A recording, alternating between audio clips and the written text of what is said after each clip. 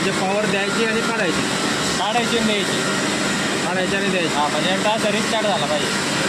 Restart झाला का काही सेकंदासाठी असं इंटरफेस येतो बघा. हां आणि एक पॉपअप येतो ट्रान्सफर सेटिंगवर डबल क्लिक करायचं. तुम्ही या पेजवर जाता. मग आपलं पेनड्राईव्ह आहे का USB स्लॉटमध्ये लावायचं.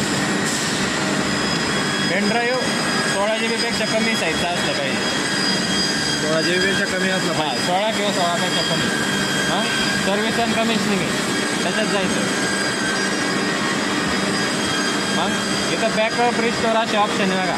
बॅकअप म्हणजे HMIचा पेनड्राईव्हमध्ये घ्यायचं आणि रिस्टोर म्हणजे पेनड्राईव्हचा HMIमध्ये टाकायचं. आपल्याला बॅकअप घ्यायचा आहे. Backup of comfort panel next दाबायचं. इथं USB येतं बघा. नाही आलं तर एकदा रिफ्रेश करायचं. रिफ्रेश होतं परत येतं. चेक केलं नेक्स्ट म्हणायचं. एकदा बॅकअप स्कॅन करतो. बॅकअप आलं कम्पॅटेबल फाईल्स ऑनली. बॅकअप दाबायचं. बॅकअप एनेबल होईल. त्याच्यात कम्प्लीट बॅकअप विथ लायसन्स असं म्हणायचं आणि क्रिएट करून द्यायचं. इथे बॅकअप एकदा चालू होऊन जातो.